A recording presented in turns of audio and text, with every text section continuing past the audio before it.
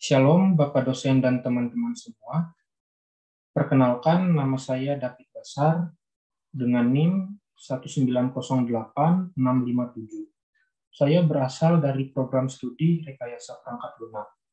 Pada kesempatan kali ini, saya akan mempresentasikan mengenai seminar pendidikan agama Kristen Protestan dengan kode KU 301.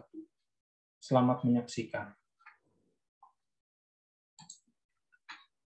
Baik, pada pembahasan, saya membaginya menjadi 6 topik utama, karena memang hanya 6 topik utama yang sudah diberikan.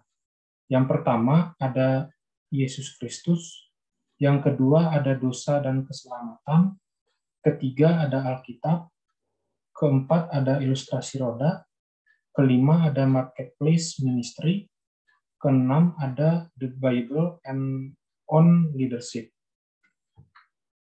Baik, yang pertama kita akan membahas mengenai Yesus Kristus. Pertanyaan dasar, 1. Siapa Tuhan Yesus? 2. Apakah dia nabi atau Tuhan? Ketiga, apakah percaya kepada Yesus otomatis disebut sebagai orang Kristen? Dan yang keempat, apa dasar keselamatan dalam mengikut Kristus? Baik. Pertama, siapakah Tuhan Yesus? Tuhan Yesus adalah Tuhan dan Juru Selamat bagi orang percaya. Artinya, Tuhan rela datang ke dunia ini untuk menyelamatkan berbagai orang berdosa dan menyelamatkan manusia dari jerat maut. Itu intinya. Yang kedua, apakah dia nabi atau Tuhan? Untuk menjawab pertanyaan ini, kita bagi jawabannya terbagi menjadi 2. Pertama, menurut pandangan umum. Kalau menurut pandangan umum, Yesus itu adalah seorang nabi atau Tuhan. Hal ini diperkuat oleh beberapa ajaran agama yang mengajarkan bahwa Yesus itu memang betul nabi atau Tuhan. Alasannya karena Yesus sudah lahir 2000 tahun yang lampau. Kemudian, menurut pandangan Alkitab, Yesus itu disebut juga dengan nabi atau Tuhan. Hal ini terdapat pada Markus 8 ayat 27 sampai 29 dan Yohanes 13 ayat 13. Di mana pada Markus 8 ayat 27 dan 29, Markus 8 27 sampai 29, di situ Yesus bertanya kepada murid-muridnya, "Murid-muridku, kalau menurut kalian apakah aku?" Murid-muridnya menjawab, ada yang mengatakan dia Yohanes Pembaptis, ada yang mengatakan dia Elia, dan ada juga yang mengatakan dia Mesias. Kemudian, dia mempertegas bahwa semuanya itu betul dan jangan sampai diketahui oleh orang banyak. Lalu, pada Yohanes 13 ayat 13, dia mengatakan bahwa siapapun yang mengatakan dia nabi atau Tuhan, betul, memang dia adalah nabi atau Tuhan. Kemudian, pertanyaan yang ketiga, apakah percaya kepada Yesus otomatis disebut sebagai orang Kristen? Jawabannya tidak.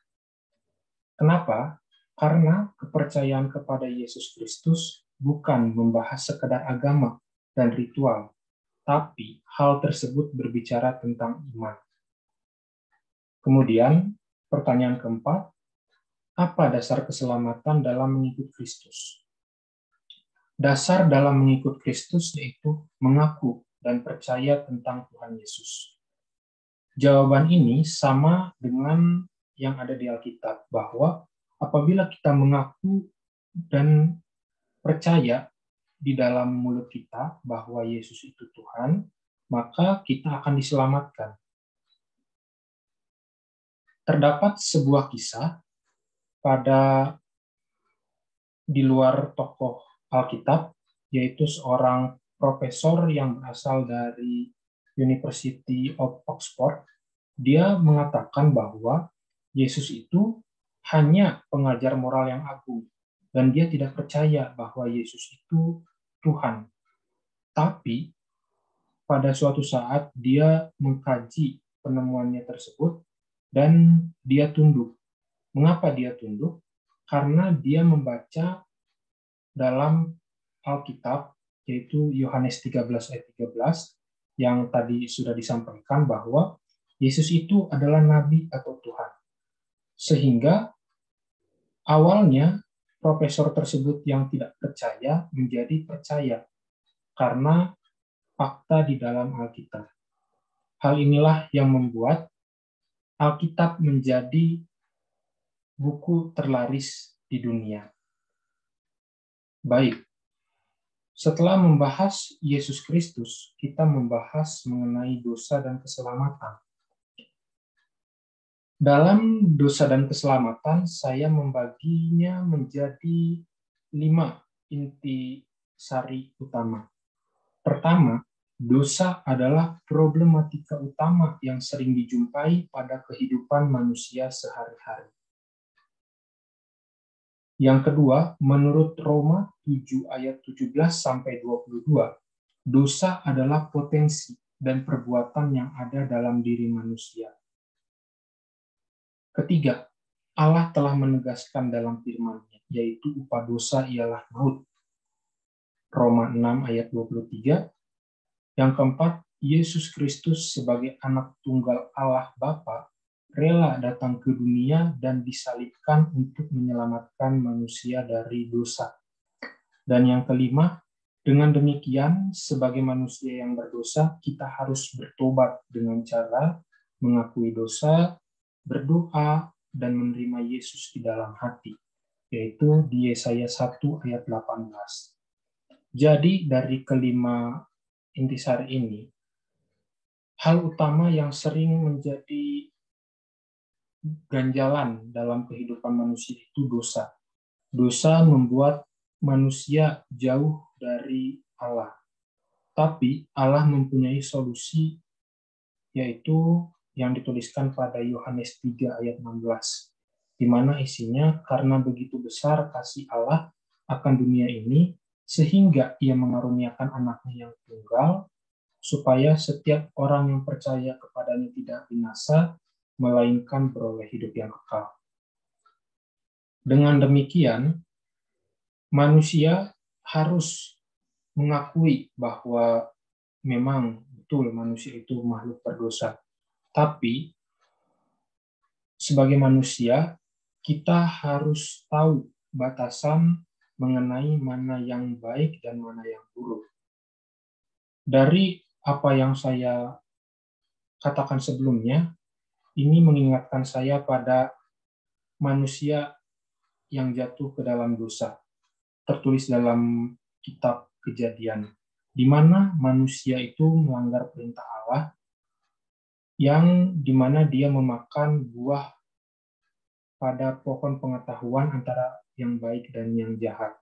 Sehingga manusia tersebut telanjang dan dia mengakui bahwa dia sudah melanggar perintah Allah. Sehingga Allah pada saat itu marah, tetapi pada kemarahannya itu dia memberikan sebuah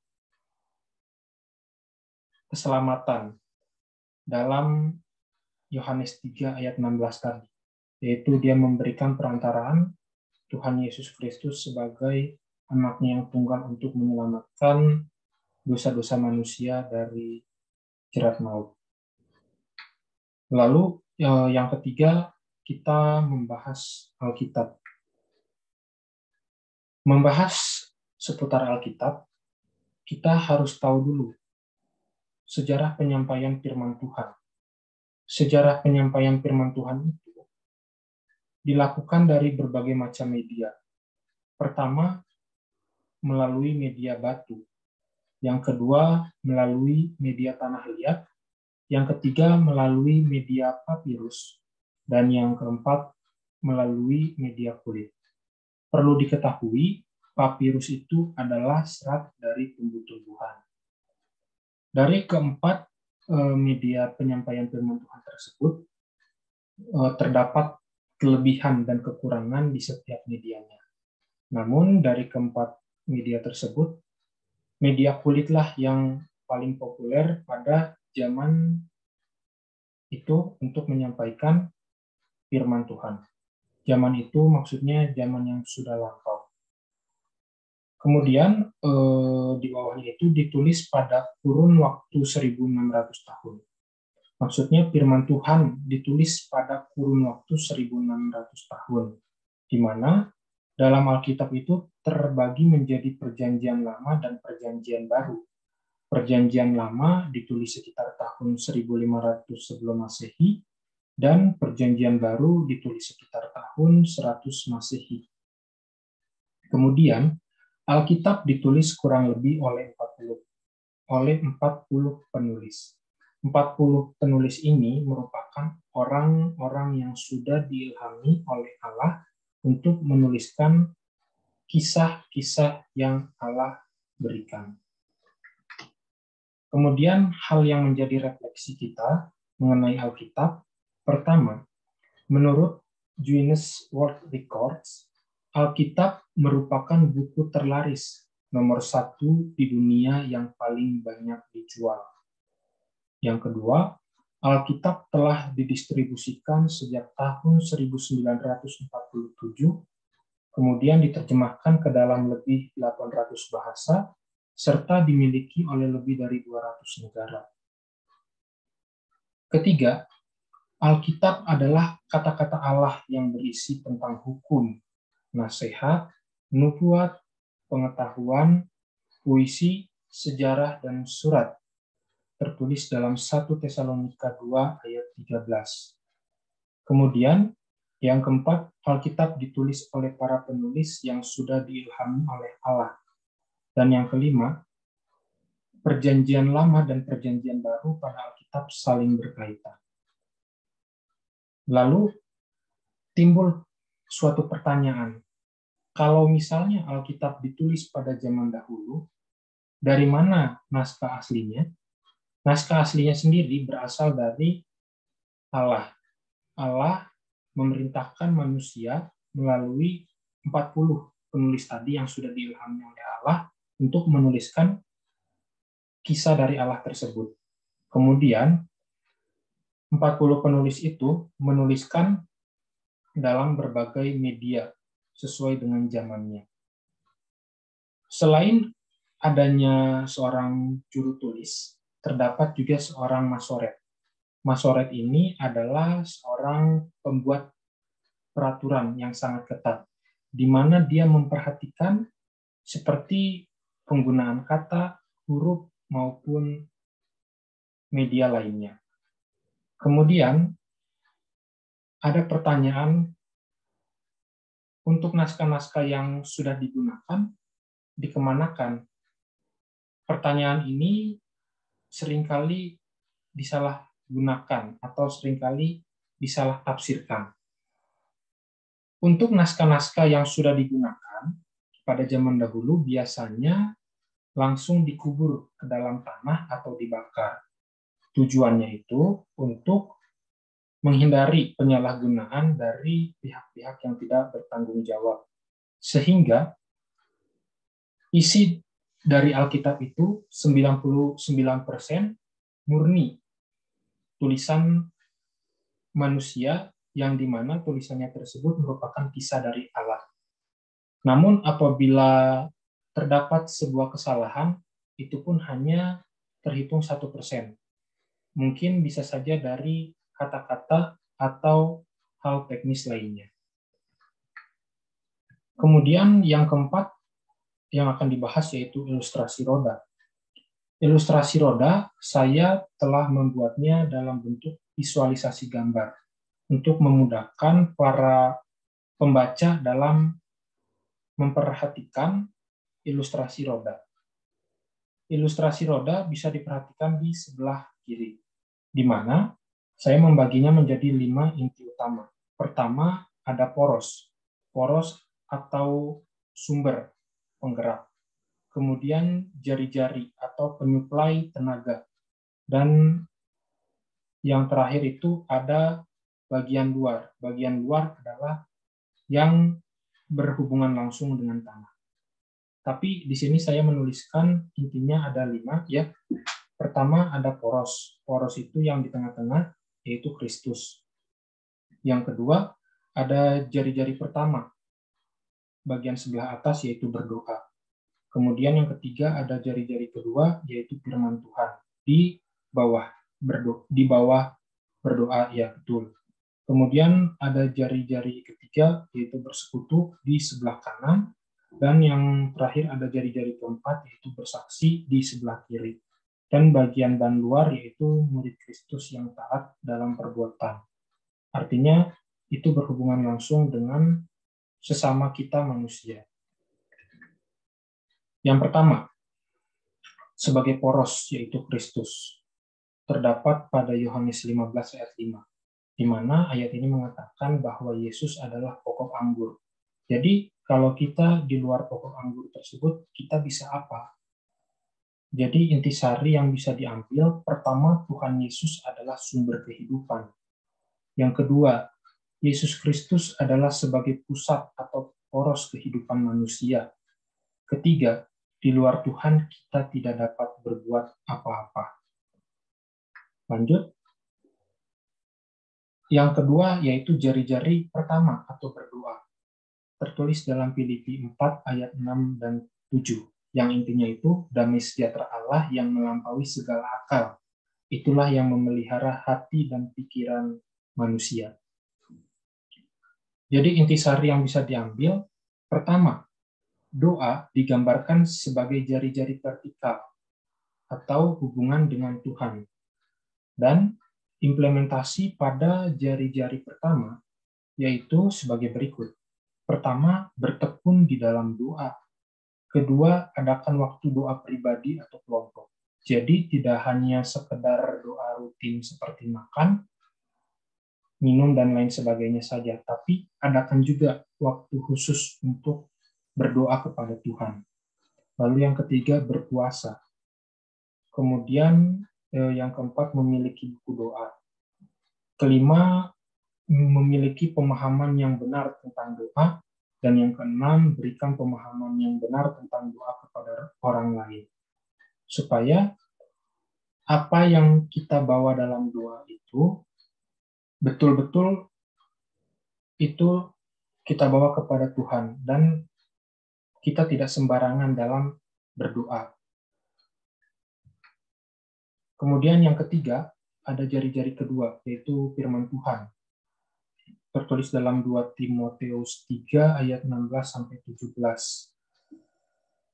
Pada 2 Timoteus 3 ayat 16-17, intinya itu mengenai segala tulisan yang sudah diilhamkan oleh Allah itu baik untuk dipelajari. Sehingga intisari yang bisa kita ambil, pertama, firman Tuhan digambarkan sebagai jari-jari vertikal atau hubungan dengan Tuhan. Lalu firman Tuhan adalah pedoman utama dalam hidup. Ketiga, firman Tuhan menumbuhkan pengenalan kepada Tuhan yang tertulis dalam Mazmur 119 ayat 105, di mana di sana tertulis firman-Mu pelita bagi kakiku dan terang bagi jalanku. Jadi apa implementasi yang bisa diterapkan? Implementasi yang bisa diterapkan pada jari-jari kedua ini yaitu pertama saat teduh, yang kedua belajar Alkitab, yang ketiga mengikuti kegiatan persekutuan. Mengikuti kegiatan persekutuan ini penting karena untuk melihat sisi lain perspektif Alkitab menurut pandangan orang lain. Kemudian yang keempat ada jari-jari yang ketiga atau bersekutu. Tertulis dalam Ibrani 10 ayat 24-25.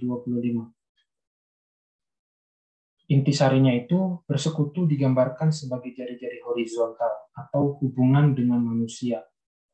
Kedua, manusia secara alami disebut sebagai makhluk sosial, yaitu Amsal 27 ayat 17, di mana dalam Amsal 27 ayat 17 itu isinya besi menajamkan besi Besi menajamkan besi, tetapi manusia menajamkan pemikirannya. Maaf, besi menajamkan besi, tetapi manusia menajamkan sesamanya. Kemudian yang ketiga, Allah menghargai persekutuan, yaitu Matius 18 ayat 20. Tertulis, sebab di mana ada 2 atau 3 orang berkumpul dalam namaku, maka aku hadir bersama-sama dengan mereka. Lalu implementasi pada jari-jari ketiga yaitu sebagai berikut. Pertama, saling memperhatikan dan saling mendorong dalam pekerjaan baik. Kedua, jangan menjauhkan diri. Ketiga, saling menasehati menjelang hari Tuhan yang semakin dekat. Keempat, praktekkan kasih Kristus sebagai pengikutnya. Baik, yang kelima, jari-jari keempat yaitu bersaksi. Matius 18 ayat 19 sampai 20. Yaitu kita diperintahkan Tuhan untuk menjadi saksi Tuhan sampai ke ujung bumi. Itu inti dari ayatnya. Jadi intisari dari jari-jari keempat ini, pertama, bersaksi digambarkan sebagai jari-jari horizontal atau hubungan dengan manusia. Kedua, bersaksi merupakan panggilan Tuhan. Ketiga, bersaksi dapat menumbuhkan terhadap motivasi iman kita.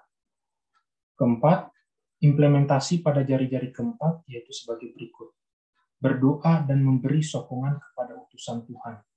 Seperti apa yang dilakukan oleh Paulus di dalam penjara. Kemudian yang kedua, kembangkan kehidupan yang bersaksi seperti jangan takut dan berhikmat. Kisah Para Rasul 4 ayat 20. Ketiga, terapkan bersaksi secara afirmasi. Afirmasi itu yaitu kita memberitakan atau sharing mengenai kesaksian hidup yang sudah kita lalui. Tertulis dalam Matius 5 ayat 16. Dan yang keempat, terapkan bersaksi secara proklamasi atau pernyataan langsung. Apabila ada kesempatan, berikanlah pernyataan langsung agar supaya semua orang yang mendengarkan bisa percaya dan bagi kita itu bisa menjadi berkat bagi sekeliling kita. Baik, jadi refleksi dari ilustrasi roda ini, ada 3 hal penting yang bisa menumbuhkan iman orang Kristen. Pertama, mengandalkan Tuhan Yesus di setiap hal. Mengapa? Karena Tuhan Yesus adalah poros kehidupan. Tuhan Yesus adalah sumber dari segala sumber kehidupan. Tanpa Dia kita bisa berbuat apa? Yang kedua, jalankan juga perintah Tuhan melalui penjelasan tentang ilustrasi roda. Jadi, tidak hanya sekedar dibaca, tapi kita juga harus menjadi pelaku firman yang baik dengan cara menjalankan perintah Tuhan.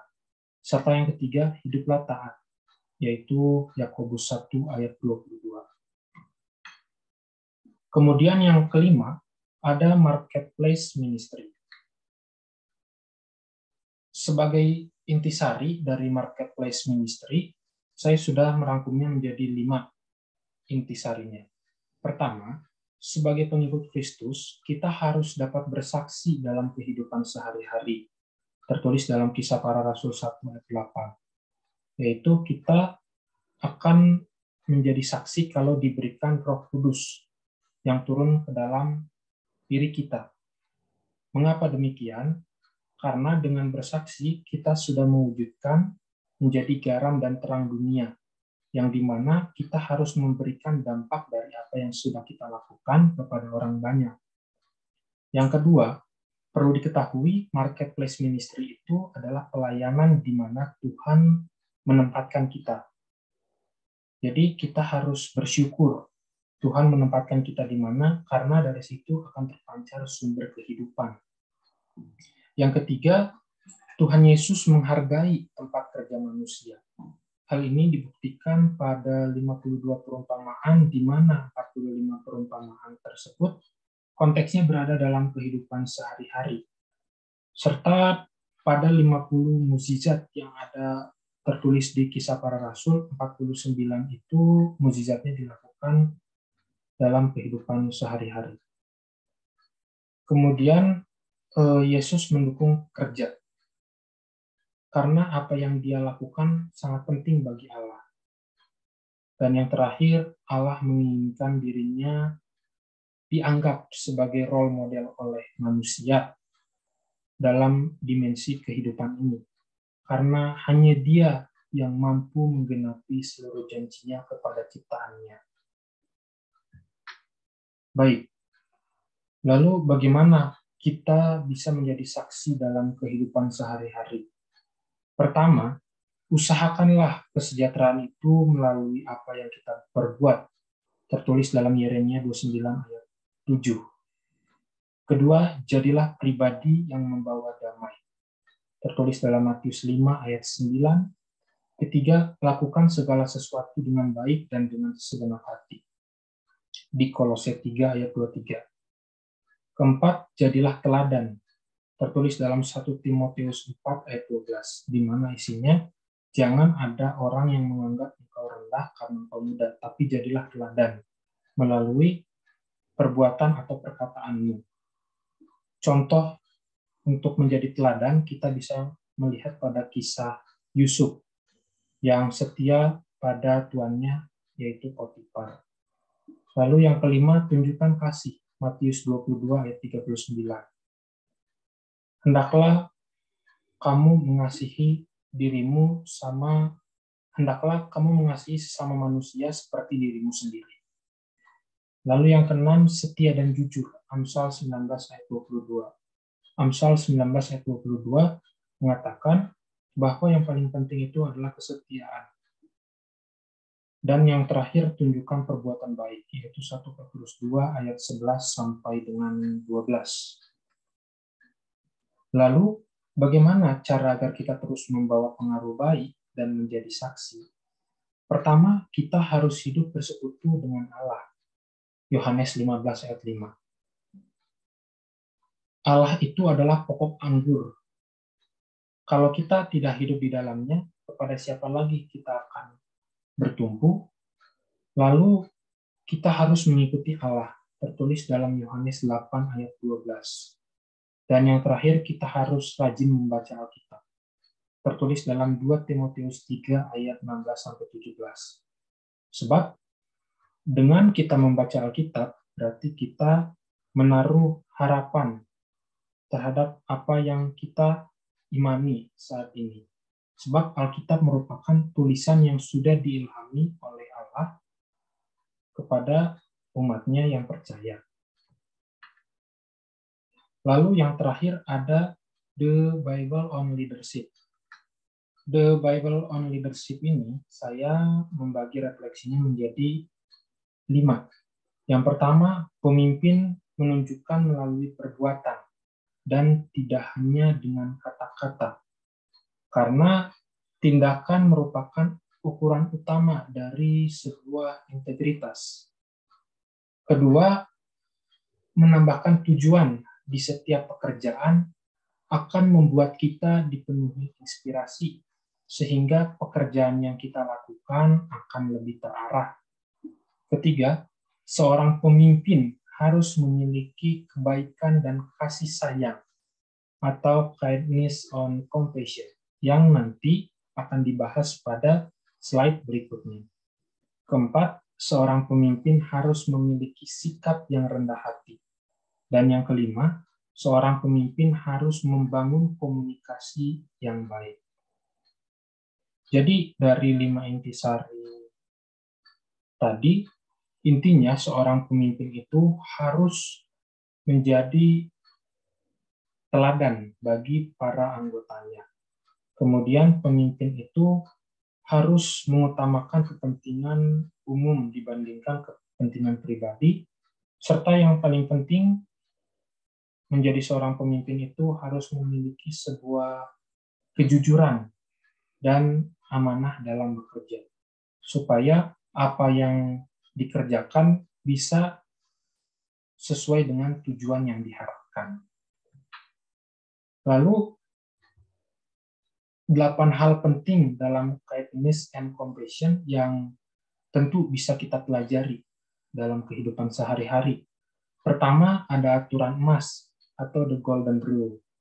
Aturan emas ini di mana orang yang mempunyai emas dalam aturan tersebut, dia artinya mempunyai prioritas dalam menjalankan kegiatan yang dilakukannya. Contohnya seperti pendiri Starbucks. Kedua, bahan kebaikan atau material kindness. Bahan kebaikan ini bisa kita lihat contohnya seperti Tuhan Yesus yang memberikan 5.000 orang makan melalui 5 roti dan 2 ikan saja. Tapi apa yang terjadi? Semua orang kebagian porsinya masing-masing, bahkan apa yang Tuhan Yesus lakukan itu menyisakan makanan. Dan makanan tersebut dibawa juga oleh orang-orang yang membutuhkan. Kemudian yang ketiga, kasih sayang bagi mereka yang dalam masalah, or compassion for those in trouble. Kasih sayang bagi mereka yang dalam masalah, contohnya seperti Daniel yang bijaksana dalam meminta pertolongan kepada Raja Nebukadnezar pada kitab Daniel. Kemudian yang keempat, berbagi kekayaan or sharing true wealth. Berbagi kekayaan itu kita bisa membagikan sedikit rezeki kita, karena dengan membagi rezeki kita, kita tidak akan miskin atau kekurangan. Dan yang kelima, kebaikan kepada orang asing dan yang lemah atau kindness to the stranger and the weak. Ini kisahnya mirip seperti orang Samaria, di mana orang Samaria itu baik terhadap para penghuni asing. Mereka tidak melihat entah dari mana orang asing ini, sukunya atau rasnya atau agamanya. Kemudian ada pengampunan or forgiveness. Lalu yang ketujuh ada peduli dan empati or caring and empathy. Jadi peduli dan empati ini seperti kisah perumpamaan tentang domba yang hilang. Tuhan Yesus sebenarnya mengetahui domba-dombanya yang hilang. Tetapi banyak orang yang berpikir, kenapa tidak direlakan saja dombanya? Tetapi Tuhan Yesus sangat baik terhadap domba-dombanya dan ia tidak mau domba-dombanya itu tersesat. Sehingga ia merangkul domba-dombanya yang hilang itu untuk kembali bergabung dengan domba-domba yang ada. Dan yang terakhir, kasih or love. Kasih or love ini penting untuk kita lakukan dalam kehidupan sehari-hari. Karena dengan kasih, kita sudah membuktikan bahwa orang Kristen itu betul hanya diselamatkan oleh kasih karunia. Jadi Allah sendiri menginginkan umatnya itu berbuat baik atau berbuat kasih kepada sesamanya, tanpa harus memandang agamanya, sukunya, maupun ras dan hal yang berkaitan dengan sara.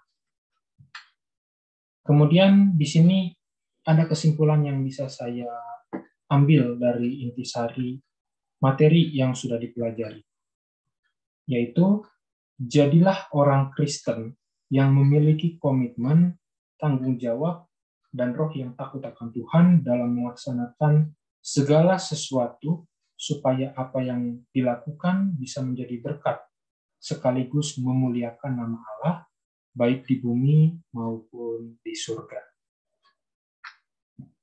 Baik, sekian presentasi dari saya. Kurang lebihnya mohon maaf apabila terdapat kesalahan baik dalam tutur kata maupun perilaku. Semoga presentasi terhadap intisari yang sudah dipelajari bisa bermanfaat terhadap para penonton. Saya ucapkan terima kasih dan salam sehat untuk kita semua. Shalom.